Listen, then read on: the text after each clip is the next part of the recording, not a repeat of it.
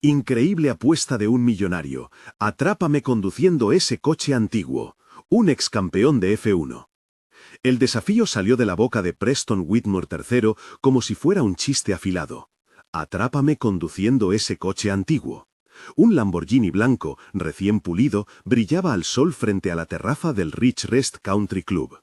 A pocos metros, el Chevrolet Camaro de 1972 parecía pertenecer a otra época: pintura desgastada, un parachoques con cicatrices, interiores que olían a gasolina y recuerdos. 5 palabras, una provocación que, en semanas, pondrían en juego algo mucho mayor que orgullo y orgullo herido. El contraste era una imagen imposible de ignorar: el V10 del Huracán rugiendo con una nota alta, casi chirriante, mientras el V8 del Camaro se mantenía grave y profundo, como si respirara una verdad antigua. Gente con cóctel en mano miraba, algunos sonrieron, otros miraron con incomodidad. Al fondo, las cámaras del club grababan sin prisa, como guardando lecciones para más tarde. No voy a contarte quién ganó en el primer párrafo. La historia que sigue no es solo una anécdota de velocidad y vanidad. Es una secuencia de hechos, pruebas y documentos que muestran cómo una provocación privada derivó en una pelea pública por poder, reputación y legado. Y sí, al final sabrás quién estaba al volante. Quédate hasta el final para ver el desenlace y quién sacó provecho de esta apuesta. En una mañana fría del este de la ciudad, el garaje de Malcolm Travers olía a aceite, limpiador y metal caliente. La luz entraba por una ventana alta y dibujaba tiras claras sobre el capó del Camaro. Malcolm, de manos grandes y mirada tranquila, frotaba una mancha de grasa con un trapo como si repasara cada recuerdo que ese coche guardaba. Samuel Travers, su padre, había comprado ese Camaro de segunda mano mucho antes de que Malcolm pensara en carreras. Para Samuel, el coche era un taller ambulante, una promesa de trabajo honesto, de fines de semana en que padre e hijo desmontaban carburadores y acababan la jornada con las manos negras y las manos apretadas en complicidad. Samuel enseñó a Malcolm a escuchar motores como otros aprenden a leer partituras. Enseñó a doblar metal sin humillarse, a no cambiar el olor del taller por el brillo vacío de la imagen. Malcolm no era un hombre que buscara lujos. Antes de aquel día en el Rich Rest fue 3 veces campeón de Fórmula 1. Esa parte de su vida estaba documentada en fotos con podio, en trofeos y en notas de prensa. Pero también estaba documentado que, tras retirarse, eligió algo que muchos no entienden: devolver su conocimiento a jóvenes sin recursos mediante la Travers Racing Academy, una escuela donde chicos y chicas aprendían técnicas de pilotaje, mecánica básica y, sobre todo, disciplina y respeto. El Camaro 1972 había sido reconstruido por Malcolm con la astucia de quien entiende cada tornillo. El motor había sido reforzado, ajustado y vuelto a ensamblar con paciencia. No era un ejemplo de estética, pero bajo el capó latía potencia con la precisión de un atleta. Entre piezas nuevas y latas de pintura, el coche llevaba tatuada la historia de Samuel, de noches en vela y de bricolaje hecho con manos firmes. Para Malcolm era más que un vehículo, era memoria, identidad y, en cierto punto, la tarjeta de visita de su humildad. El Rich Rest Country Club, esa tarde del 12 de marzo 2024, era otro universo. Césped perfectos, mullidos asientos en la terraza y en el centro de la conversación el millonario Preston Whitmore III. Whitmore era el rostro público de FinEdge, una compañía de inversión con redes por todo el país. Los seguidos por él lo describían como audaz, directo y experto en manipular percepciones. Para los demás era, simplemente, un hombre acostumbrado a que su voz dictara qué era aceptable en su círculo. El enfrentamiento no fue planificado. Según las grabaciones y los testimonios reunidos, todo comenzó con un comentario despectivo sobre el Camaro. Preston, con su Huracán detenido junto al acceso, miró el coche y soltó la frase que dejó a más de uno helado: «Atrápame conduciendo ese coche antiguo». Lo dijo con esa mezcla letal de superioridad y desafío que espera ser tomada en serio o burlada. Malcolm respondió con calma, no buscó escalar. Pero donde algunos ven basura, otros ven una oportunidad. La conversación, según la grabación interna del club, fue subiendo en tono hasta que, como ocurre en muchas peleas de orgullo, alguien sugirió algo mayor que una simple carrera. Un intercambio que quedó registrado, la apuesta verbal escaló hasta un nivel inaudito, la transferencia del control de FinEdge. La cifra que se mencionó, repetida luego en correos y en declaraciones, fue aproximada: $220 millones en acciones. Es importante recalcar cómo se formaliza una promesa en el lenguaje. No todo lo que se dice en un calor de orgullo tiene eficacia legal, pero la evidencia que más tarde ingresó al expediente mostró, según los documentos, una oferta, una aceptación y, lo que sería crucial después, la ejecución, un encuentro que se realizó en la carretera local y que quedó registrado por múltiples cámaras. El guardia de seguridad del club, James Holloway, recuerda la escena en términos sencillos. Lo vi con mis propios ojos, prestos para correr. No pensé que fuera a llegar tan lejos. James no es un testimonio menor, fue quien, según la cadena de custodia de pruebas, fue la persona que dio aviso a la policía interna y cuyo informe inicial activó la recogida de grabaciones. La cámara del control de acceso captó el Lamborghini arrancando con rapidez y el Camaro saliendo detrás, la estela de neumáticos sobre el asfalto aún caliente. La carrera misma fue breve y fulminante. Empezó en la carretera local que bordea el club y terminó unos minutos después en una recta larga, una franja de asfalto flanqueada por árboles que, por segundos, parecían sostener el rugido de los motores como si fueran testigos mudos. Dos coches, dos filosofías. El Huracán, máquina de diseño moderno, aerodinámica y electrónica que administran potencia con precisión. El Camaro, músculo mecánico que responde a la mano y al oído.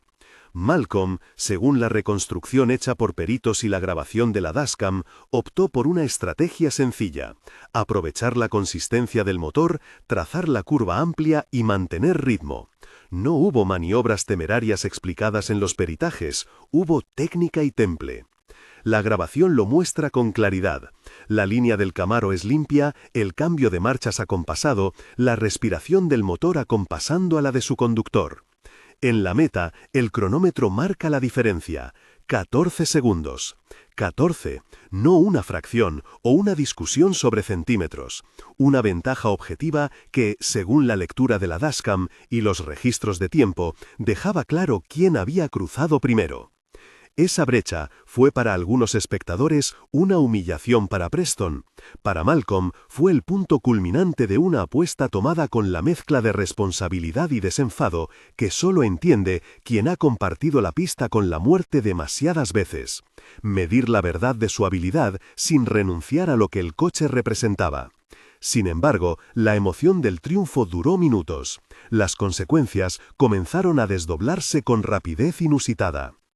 El 15 de marzo de 2024, pocos días después de la carrera, la policía local recibió el primer informe formal. Officer Daniel Perry examinó el vídeo que había circulado y declaró, según el documento de su intervención, que las imágenes mostraban una carrera entre dos vehículos en una vía pública. Su testimonio no condenó a nadie, señaló un hecho. A partir de ahí, se desató algo que no estaba en el guión original, una reacción institucional y mediática. Preston Whitmore no tardó en reaccionar. Desde su posición y a través de su equipo jurídico encabezado por Harrison Cole, presentó alegaciones apuntando a posibles irregularidades en la apuesta. La estrategia fue doble. Por un lado, buscar anular la supuesta transferencia de control alegando que había habido engaño. Por otro, activar una campaña de relaciones públicas que mostrara a Preston como la verdadera víctima de una trampa. En declaraciones públicas recogidas y en comunicados enviados a medios, el 28 de mayo de 2024, la narrativa que su equipo difundió fue la de un hombre engañado por un acuerdo impropio.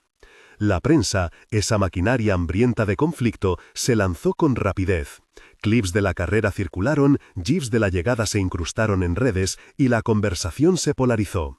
Para la Travers Racing Academy, la reacción fue devastadora. Patrocinadores que mantenían acuerdos con la escuela empezaron a reconsiderar su presencia. Donaciones prometidas quedaron en suspenso. No era solo reputación, era la supervivencia de un proyecto que ofrecía a jóvenes posibilidades que no habrían tenido de otra forma. En paralelo, la periodista Rachel Bennett, que más tarde publicaría una serie de artículos, empezó a seguir los hilos que parecían desconectados. Rachel no buscaba sensacionalismo, quería documentación. Comenzó a entrevistar testigos, a pedir acceso a las cámaras del club y a revisar correos que, según las pruebas, contenían instrucciones sobre cómo manejar la comunicación alrededor del incidente. Lo que Rachel encontró no fue una pieza única, sino indicios de un patrón. Varios incidentes reportados en archivos internos mencionaban conductas de desprecio hacia automóviles de apariencia humilde y en varios casos las personas afectadas habían sido marginadas en las decisiones del club.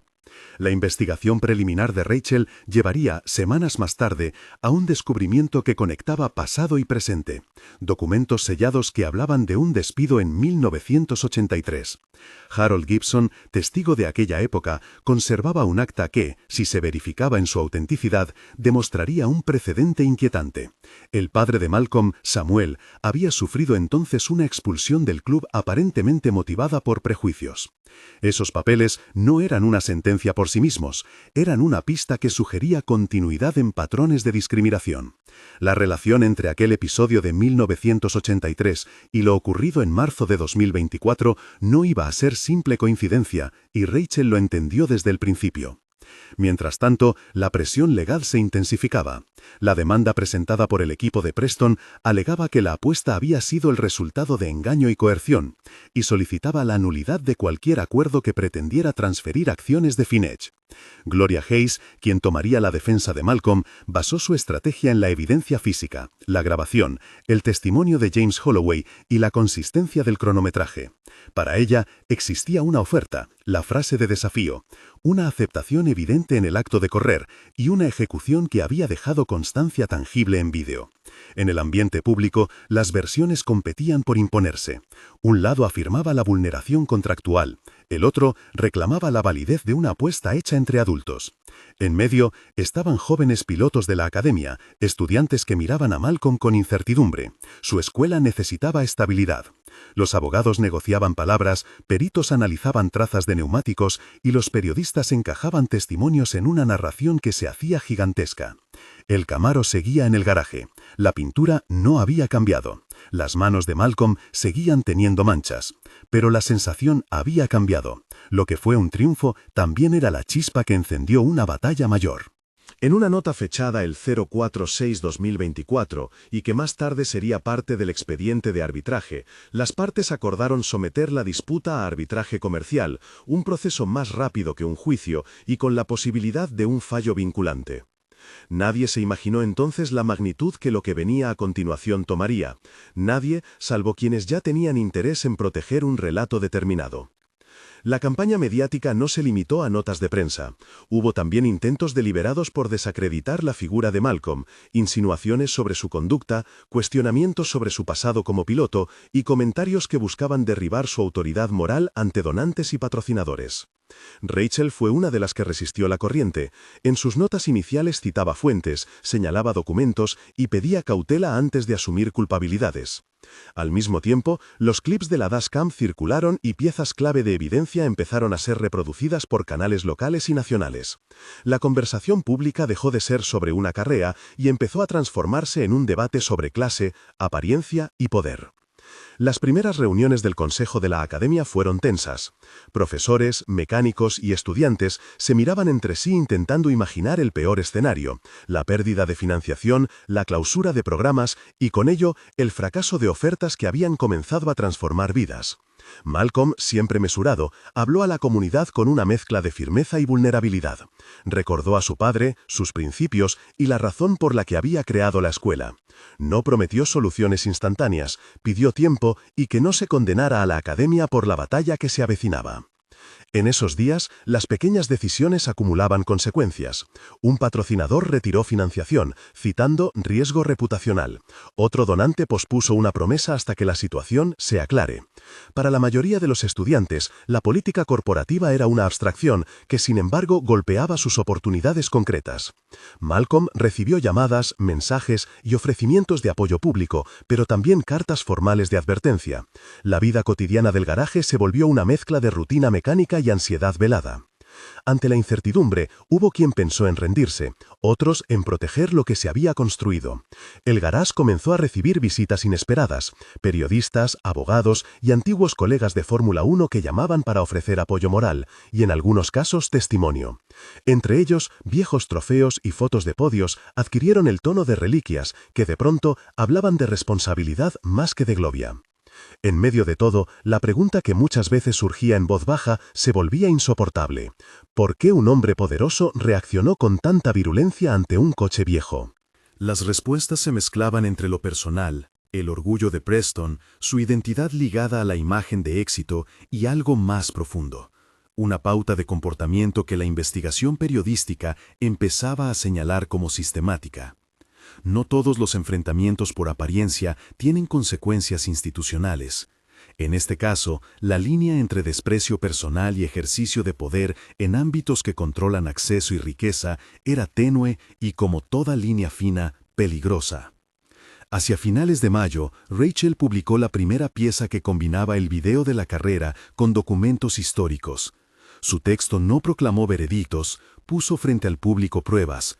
La grabación, correos internos del club sugiriendo estrategias comunicativas y el acta vieja, fechada en 1983, que indicaba un posible sesgo en decisiones pasadas. Los lectores reaccionaron con sorpresa y enojo. En redes, la expresión Junk Car Racism empezó a aparecer en discusiones, no como un término jurídico, sino como una forma de nombrar un patrón de discriminación hacia objetos y las personas asociadas a ellos. En el centro de esa tormenta, Malcolm no dejó de ir al garaje. A veces se sentaba al volante y recorría mentalmente cada curva de la carrera grabada, no porque ansiara la fama del triunfo, sino para recordar que un acto de habilidad no debía transformarse en un arma contra otros. Cada vez que arrancaba el motor, sentía el peso de las miradas ajenas y al mismo tiempo una convicción inquebrantable: no traicionar la memoria de su padre. Samuel, si viviera, hubiera dicho algo breve y exacto, quizá una anécdota que redujera todo a la claridad del trabajo bien hecho. Cuando la noticia alcanzó un punto de ebullición y con la amenaza real de la pérdida de fondos, el asunto dejó de ser solo de dos hombres enfadados. La comunidad detrás de la academia comenzó a organizarse. Estudiantes que antes competían por una plaza, ahora se sentaban en mesas con abogados y periodistas. Se formaron comités para documentar la historia de la escuela, para recopilar testimonios de familias beneficiadas y para buscar alternativas de financiación. Fue la primera vez en la que la palabra colectivo comenzó a resonar con fuerza en las conversaciones del garaje. Pero la amenaza legal no se detuvo. La demanda de Preston exigía, a grandes rasgos, la anulación de cualquier efecto que la carrera pudiera haber producido sobre el control de la compañía. Al mismo tiempo, su equipo desplegó elementos para proteger su posición pública, recortes de prensa, declaraciones bien redactadas y una narrativa que favorecía la idea de víctima. La esfera pública era ahora un campo de batalla en el que la verdad estaba fragmentada en imágenes, correos y versiones encontradas. Aquel garaje, que había sido teatro de aprendizaje y rituales familiares, se volvió un lugar de decisiones estratégicas. Gloria Hayes repasaba con Malcolm los elementos de defensa: la grabación, las declaraciones de testigos, la documentación del cronometraje y la coherencia del relato. Cada prueba tenía que ser presentada no solo como evidencia técnica, sino como un argumento frente a una audiencia que empezaba a polarizarse. La tensión aumentó cuando, en un comunicado fechado el 4 de diciembre de 2024, surgieron anuncios sobre procesos internos en el Ridge Rest Country Club. Aunque en este punto la comunicación oficial se limitó a afirmar que se revisaban protocolos, para algunos fue un reconocimiento tácito de que el incidente había abierto una herida más profunda. Para Malcolm, para los estudiantes y para la comunidad que había crecido alrededor de la academia, el signo más poderoso no era la atención mediática, sino la posibilidad de que la historia de Samuel Travers no quedara enterrada en un cajón de los archivos. El ruido no permitió, por ahora, que se escucharan en calma las conversaciones sobre reparación y justicia. Había urgencia en la defensa y una necesidad práctica de proteger a la academia. Pero bajo la urgencia emergía otra cuestión que sería tan importante como lo legal: ¿qué hacer con el poder una vez que se tuviera? Varios en el entorno de Malcolm hablaban de transformar la circunstancia en algo constructivo, convertir la derrota del orgullo en una plataforma para oportunidades reales. Era una idea que sonaba noble, casi utópica, pero que muchos pensaban que debía guiar cualquier paso siguiente. La historia entonces había dejado la carretera para entrar en salas de reuniones, oficinas legales y mesas de redacción. Lo concreto, el rugido del OV8, el brillo del huracán, los 14 segundos, seguía presente como evidencia. Lo simbólico, la humillación, la búsqueda de reparación intergeneracional se iba haciendo más nítido a medida que las piezas del pasado emergían. En ese cruce, la comunidad de la Travers Racing Academy se preparaba para sostener una batalla que no sería solo por dinero, sino por reconocimiento y por un relato histórico que exigía ser escuchado. El garaje cerró por la noche con la calma de siempre, luces apagadas, herramientas alineadas, el Camaro en reposo. Pero la calma era precaria. Afuera, las sombras se movían con la certeza de que lo que parecía un encuentro privado al borde de una carretera era en realidad el inicio de una disputa que iba a sacudir no solo a dos hombres, sino a instituciones, memorias y expectativas. En la pantalla de un ordenador, en la redacción de una pequeña sala de prensa, Rachel guardó la primera versión de su reportaje. En ella, los documentos todavía esperaban ser cotejados. En una carpeta del bufete de Gloria, los archivos de la grabación quedaban listos para su cadena de custodia. En las oficinas de Fine Edge, Harrison Cole preparaba líneas de defensa que apelaban a tecnicismos contractuales y a la presunción de que una broma no podía convertirse en transferencia accionaria. Todo apuntaba a una próxima fase que no sería resuelta en titulares sensacionales. La confrontación se deslizaría hacia tribunales de arbitraje y salas donde la palabra oferta, aceptación y ejecución se volverían de pronto decisivas. Y aún así, en el fondo del garaje, el Camaro permanecía como testigo silencioso de una lección mucho más antigua, que no se debe juzgar el valor por la apariencia. Aún quedaban muchas preguntas por responder, pero en ese momento concreto, con las luces del pueblo apagándose, la imagen quedaba fija. Un coche antiguo, un campeón de F1 que eligió conducirlo, y la voz de un millonario que en cuestión de segundos había lanzado una frase que cambiaría el destino de muchos. Si aquel reto tuvo la intención de humillar, nadie podría decirlo con certeza. Lo que sí se podía afirmar con pruebas era otra cosa, que aquel instante había desenterrado historias, expuesto patrones y encendido la voluntad de una comunidad para proteger lo que consideraba suyo. Comparte esta historia si crees que la verdad merece ser escuchada. Suscríbete para seguir las próximas entregas, donde veremos cómo se desarrolla la investigación, qué revelan los documentos históricos y qué decide finalmente el árbitro sobre la validez de esa apuesta que empezó con una frase lanzada con desdén. El calendario marcó el pulso del litigio con una frialdad burocrática que contrastaba con la energía cruda de aquel día en la carretera. Las citas, los intercambios de pruebas y las comparecencias se emparejaron como piezas de un engranaje que nadie esperaba encender cuando Preston Whitmore lanzó su desafío en la terraza del Ridgecrest. A partir del 4 de junio 2024, la disputa se encaminó hacia un arbitraje comercial, una vía que prometía resolución más rápida que un juicio, pero que no renunciaba a escrutinio técnico ni a la tensión dramática de una audiencia pública revestida de sobriedad procesal. El expediente que llegó a manos del árbitro era en apariencia sencillo y engancha como una novela. Una frase, atrápame conduciendo ese coche antiguo, una aceptación en la carretera, una carrera, un vídeo y la reclamación posterior.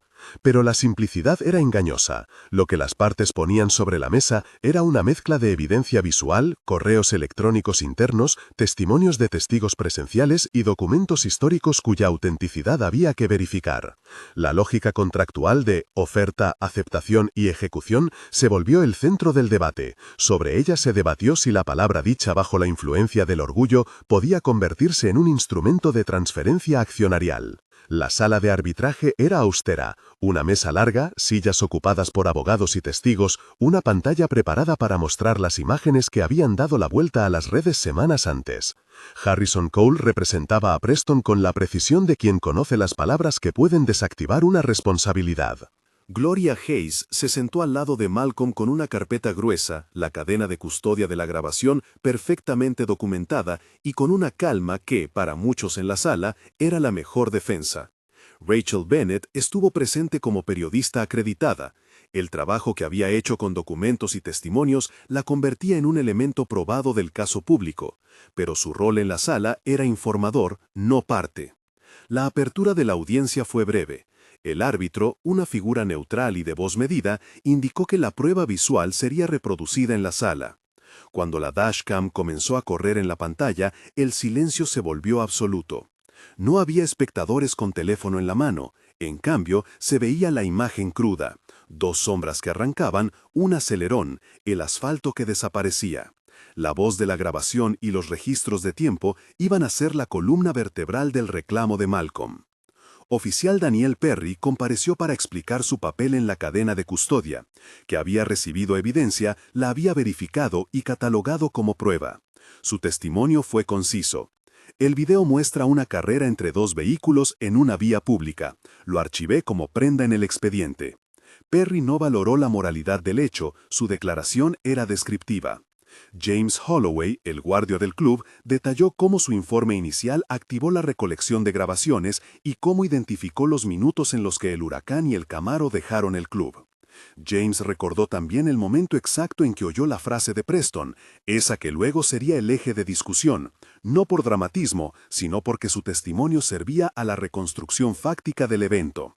La defensa de Whitmore tomó la forma habitual de los que han de sostener una narrativa alternativa, cuestionar la intención, plantear dudas sobre la validez de una apuesta verbal en un entorno de provocación, y proponer que la supuesta oferta era una expresión hiperbólica de orgullo, no una promesa con voluntad de obligarse.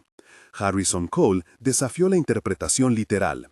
¿Se puede transformar un comentario coloquial en una obligación transferible de 220 millones? Preguntó, sabiendo que la respuesta dependería menos de retórica y más de la evidencia que acompañara la frase. Para contrarrestar la estrategia, Gloria Hayes presentó lo que la defensa había insistido sería una acumulación circunstancial. El video, la cronometraje, los correos del club que hablaban de la conversación y testimonios que no solo corroboraban la narrativa de la apuesta, sino que demostraban que la oferta fue tomada en serio por ambas partes. Uno por uno, los elementos comenzaron a articularse con intención legal. El concepto central que la defensa de Malcolm invocó fue sencillo y noble en su raíz. La oferta fue formulada en términos claros, la aceptación fue expresada con los hechos, y la ejecución, la carrera, fue registrada y supervisada por terceros.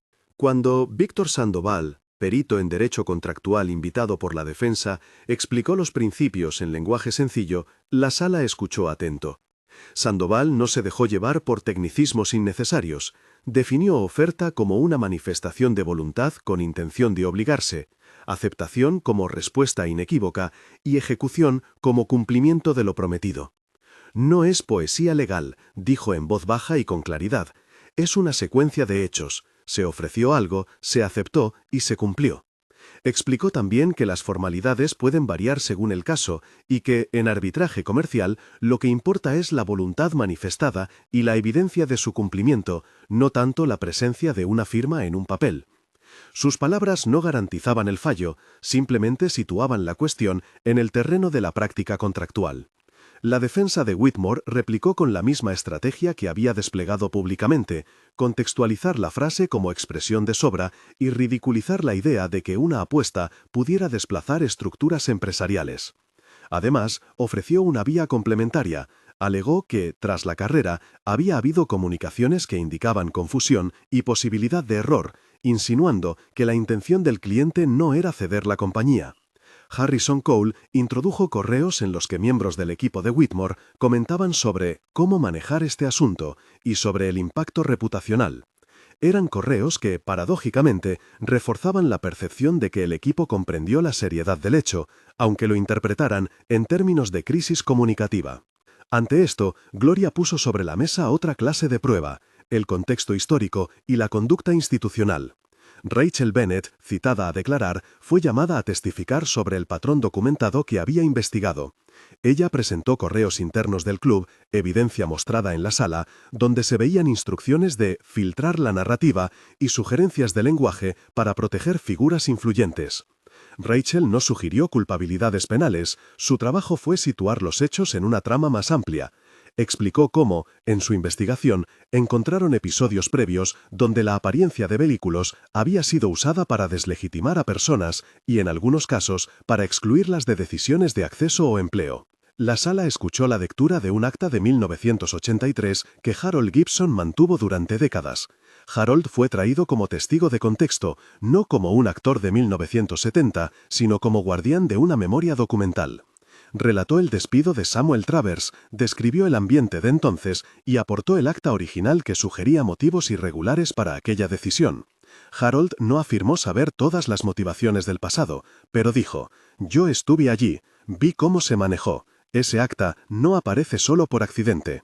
Lo que Harold presentó fue una pieza que conectaba la experiencia de una familia con la cultura de un club que, a lo largo de los años, había acumulado poder simbólico y fáctico. El uso de ese documento en la sala fue delicado. La defensa de Whitmore objetó la relevancia histórica. La argumentación fue que el pasado no podía condenar acciones presentes. Gloria sostuvo lo contrario, que si se encontraba un patrón repetido de conducta en el mismo entorno y con actores vinculados, ello podía ayudar a entender por qué la reacción a la carrera fue tan desproporcionada y por qué el intento de anular la apuesta tomó la forma en que lo hizo. El árbitro, al permitir la producción de ese material, no estaba emitiendo juicios sobre su peso probatorio, simplemente abría la puerta para que la narrativa social del caso fuese escuchada. Uno de los momentos más tensos del arbitraje fue la reproducción del audio donde se escuchaba, con claridad, la frase de Preston y la respuesta de Malcolm. La transcripción literal no se volvió a pronunciar al azar.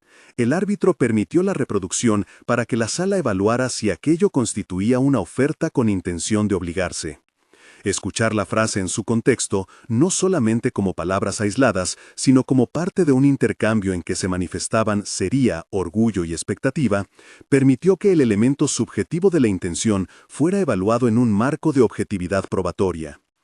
En una pausa de la audiencia, mientras se analizaban los correos internos, se discutió el papel del Richards Country Club. La institución nunca había quedado en el centro de una polémica pública tan grande. En un comunicado fechado el 4 de 2024, el club anunció una revisión interna de sus protocolos.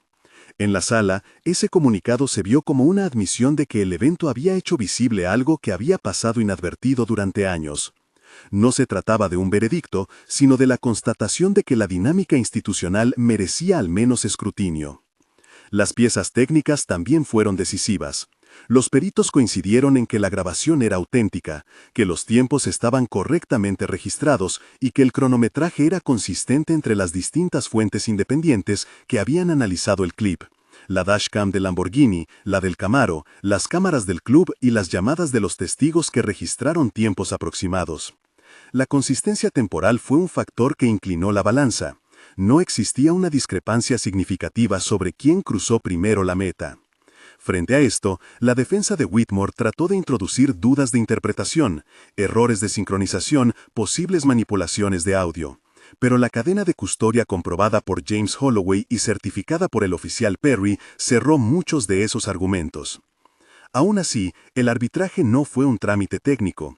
Hubo apelaciones a la ética, a la dignidad y a la vulnerabilidad de una comunidad que dependía de la academia.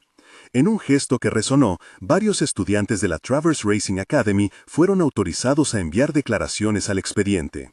Sus textos, leídos en la sala, describían cómo la escuela les había cambiado la vida. Becas obtenidas, oportunidades laborales, la posibilidad de formarse en un ambiente donde la técnica se mezclaba con el respeto. No eran pruebas en el sentido estrictamente contractual, pero sirvieron para contextualizar el daño potencial que la anulación de la transferencia habría causado. El abogado de Whitmore no renunció a su estrategia. Intentó articular una narrativa que pintara a su cliente como víctima de un engaño. que la euforia del momento y la exposición pública llevaron a interpretaciones equivocadas sobre la intención de su representado. También sugirió que la transferencia de control de una compañía de la magnitud de FinEdge requería formalidades que no se habían cumplido, argumento que podía resonar en ciertos ámbitos comerciales. Sin embargo, la defensa de Malcolm tenía dos activos que resultaron decisivos: la evidencia visual incontestable del resultado de la carrera y el testimonio de actores imparciales que habían observado la conducta en sitio. El árbitro, al deliberar, se enfrentó a un dilema que trasciende lo técnico. ¿Debe la ley interpretar literalmente una oferta formulada en palabras en un entorno de provocación? ¿O se requieren formalidades para dotar de fuerza vinculante a una promesa de tal calibre? La respuesta en el laudo no se redactó como un ataque a nadie, fue una explicación jurídica serena que se apoyó en la ejecución y la evidencia probatoria presentada. El laudo, leído de forma pública, señaló que existía una oferta clara y una aceptación manifiesta mediante la ejecución física del acto acordado. Además, valoró la consistencia del cronometraje y la ausencia de pruebas de manipulación en la cadena de custodia. La decisión fue tajante en efecto. Ordenó la transferencia del control accionario de FinEdge a Malcolm Travers, en los términos que la propia prueba había demostrado. No era un veredicto penal, era una resolución contractual. La ejecución de la apuesta había producido, conforme a la evidencia, el resultado convenido. El laudo explicaba que, de haberse tratado de una reivindicación de nulidad por error o coacción, la parte demandante no había producido pruebas suficientes que lo demostraran más allá de la duda razonable. En el lenguaje del arbitraje, la falta de escepticidad triunfó sobre la retórica defensiva. La reacción pública al laudo fue inmediata y visceral. Para algunos, la decisión representó justicia y reparación. Para otros, un exceso de literalidad jurídica. En cualquier caso, la consecuencia práctica fue la misma. Malcolm obtuvo el control de FinEdge. Lo que hizo con ese control definió, de manera casi cinematográfica, la orientación ética que habría enmarcado el resto de la historia. Malcolm no reaccionó con celebración ostentosa. Entendía que el triunfo legal no cerraba heridas, sino que abría responsabilidades. Reunió a su equipo y anunció un plan que ya había esbozado en conversaciones privadas: transformar la estructura obtenida en algo que honrara el legado de su padre y protegiera el futuro de la academia. Nació entonces Travers Ventures, una entidad que, en sus estatutos, incluía objetivos claros de filantropía educativa y de inversión social. No se trató de una donación improvisada, fue una reorganización que orientó activos hacia fines de largo plazo, una dotación que garantizaría la financiación de la Travers Racing Academy por años. La readaptación empresarial no fue sencilla. Había inversionistas, contratos vigentes y la necesidad de gestionar la reputación de FinEdge para evitar la fuga de valor. Malcolm asumió la responsabilidad con una mezcla de prudencia y firmeza. Reestructuró la cúpula, instauró códigos éticos y, de forma simbólica, impulsó la creación de un consejo asesor que incluyera voces de la comunidad, antiguos pilotos de la academia y expertos en gobernanza. El resultado fue la conversión paulatina de una empresa orientada al lucro y la especulación en un vehículo que tenía, como uno de sus fines declarados, el sostenimiento de la academia. Las implicaciones públicas de esa decisión fueron múltiples. El nombre de Whitmore dejó de ocupar la portada de los periódicos por una cuestión de éxito empresarial.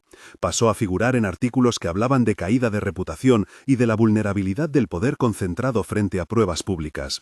Algunos comentaristas defendieron la idea de que la ley había sido demasiado dura con un gesto dicho en un contexto social.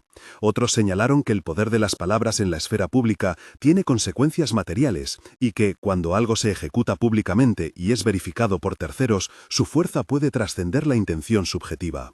En paralelo, la investigación periodística de Rachel Bennett siguió produciendo piezas que ampliaron el debate: la conexión con el despido de 1983, las comunicaciones internas del club y la manera en que cierto lenguaje había sido utilizado para excluir y tomar decisiones.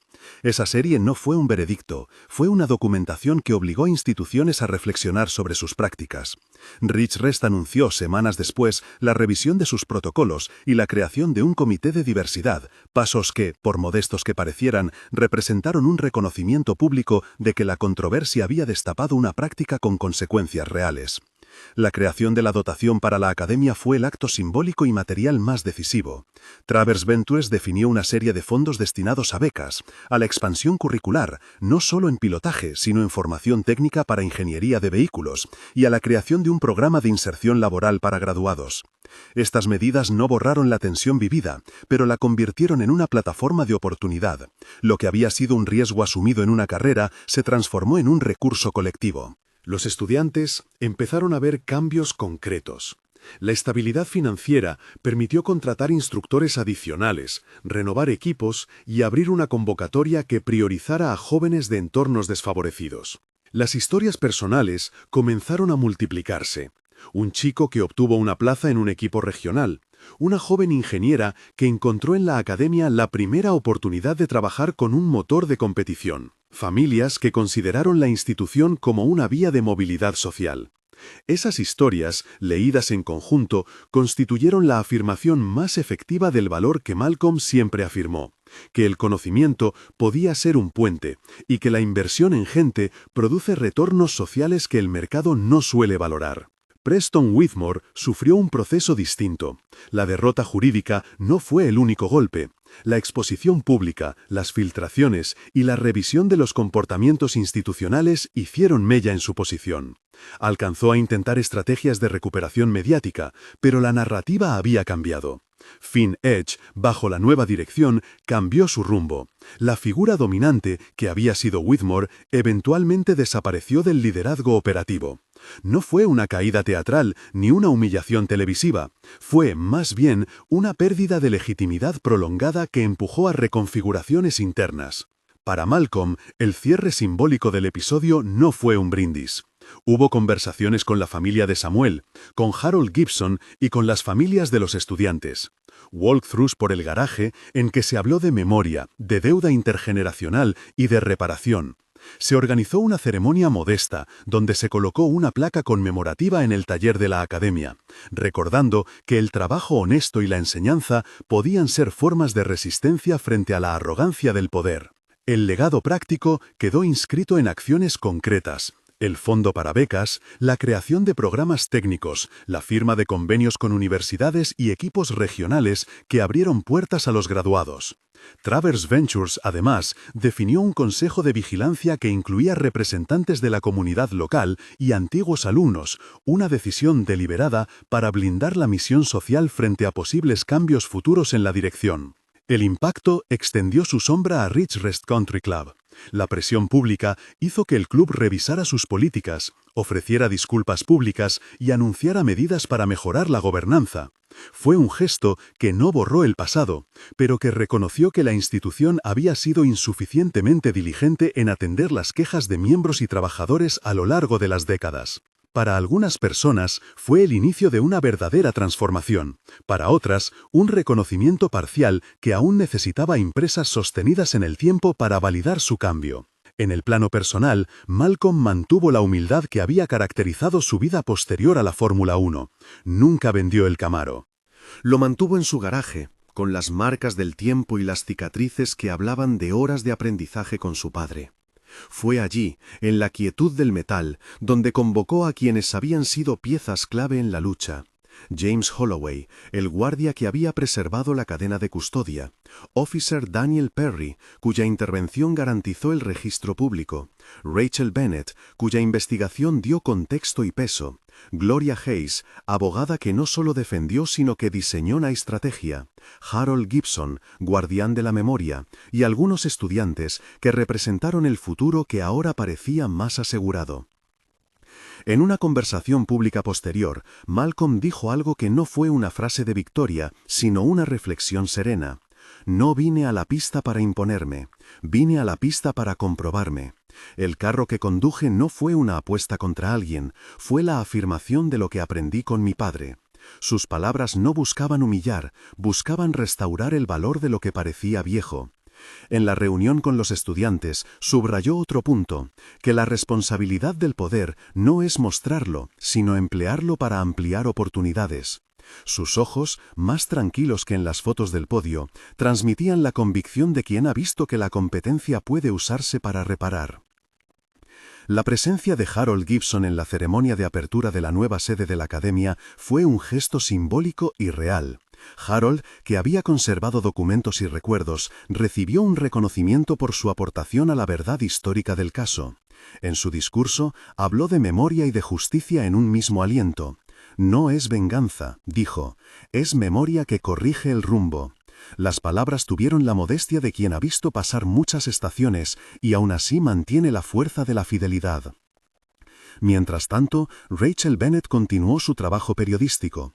Su serie no se quedó en el escándalo puntual, sino que incentivó a otros periodistas a explorar prácticas institucionales similares en otros ámbitos.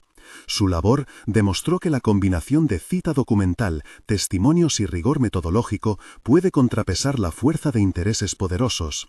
Ella, en una entrevista, describió la experiencia como la confirmación de una vieja idea periodística. Documentar es mostrar que lo privado tiene efectos públicos. No reclamó protagonismo, reivindicó la importancia de la prueba y del contexto. No todo fue coral y armonioso. Hubo quien criticó la decisión del árbitro, quien reclamó que las empresas deben seguir reglas específicas para cambios de control, y que el precedente podría ser problemático. Otros advirtieron sobre la posibilidad de instrumentalizar lo simbólico. En el debate público, la historia se reconfiguró en múltiples interpretaciones. Lo cierto, sin embargo, es que la decisión produjo efectos concretos y beneficios concretos para la academia y su comunidad. Con el paso del tiempo, la figura del Camaro adquirió una nueva dimensión simbólica. De objeto de burla en la terraza del Ridge Rest, pasó a ser un emblema de resistencia y dignidad. En la academia, el coche fue colocado en un espacio donde se podía ver, tocar y escuchar la historia detrás de su chapa. Se instaló un pequeño panel que explicaba el recorrido, del taller de Samuel a las calles de aquel día, y después, por una vía inesperada, a una transformación institucional que benefició a generaciones. El cierre del relato público no fue un epílogo de espectacularidad, sino la suma de pequeñas decisiones que consolidaron el cambio. La estabilidad financiera de la escuela, la ampliación de programas, la presencia de nuevos patrocinadores alineados con valores sociales, la revisión de protocolos en clubes y empresas y la cobertura mediática que, en su momento, obligó a repensar prácticas. El ruido del escándalo se extinguió, pero lo que quedó fue la estructura que permitió que las oportunidades se multiplicaran. En el taller, una tarde de otoño, Malcolm regresó a revisar una pieza del motor. Un estudiante se acercó y le preguntó si el coche había cambiado su destino. Malcolm se detuvo, miró aquellos paneles llenos de huellas y dijo: «No cambió el destino, nos recordó qué habíamos construido, y nos dio la responsabilidad de hacerlo sostenible». Sus palabras no eran moralinas, eran una apuesta por la permanencia del trabajo colectivo. La historia de la apuesta, que comenzó con la frase «Atrápame conduciendo ese coche antiguo», terminó por convertirse en algo que nadie esperaba, una lección sobre cómo una provocación puede abrir la puerta a la exposición de patrones y, si hay pruebas y voluntad colectiva, a la reparación. No fue una historia de venganza ni de humillación gratuita. Fue un proceso que mostró la fuerza de la evidencia y de las comunidades cuando se organizan para proteger lo que estiman valioso. Años después, en la pequeña sala de trofeos de la academia, junto a fotos de podios y programas de formación, hay una placa que recuerda el episodio en términos sobrios: fecha, actores principales y una frase simple: en memoria de que el trabajo honesto merece respeto. Los estudiantes que hoy pasan por allí conocen la anécdota no como un cuento de gloria, sino como la evidencia de que la dignidad del trabajo y la educación pueden transformar estructuras. El Camaro sigue en el garage, la pintura sigue mostrando sus años, el motor sigue rugiendo como lo hacía el día en que Malcolm cruzó la meta con 14 segundos de ventaja. Cuando alguien le pregunta por qué no lo vendió o no lo restauró para ser perfecto, Malcolm responde con una sonrisa: «A veces, lo que mejor hay es dejar las cicatrices visibles, son la memoria de lo que fuimos». Esa frase resume un credo simple: no juzgar por la apariencia. Si algo queda claro tras este proceso es que la justicia puede tomar formas inesperadas. A veces es un laudo de arbitraje, otras veces es una investigación que desenmascara patrones, y en ocasiones es la decisión de un ganador de usar su ventaja para construir oportunidades. En este caso, todos esos elementos convergieron en una resolución que convirtió una provocación de terraza en una inversión en futuro. Si esta historia te ha tocado, compártela para que más personas vean que no todo es lo que parece, y que, detrás de lo que se juzga por la apariencia, puede haber un trabajo, una memoria y una comunidad que merecen ser protegidos. Suscríbete para que podamos seguir contando relatos donde la evidencia, la justicia y la dignidad encuentren su lugar.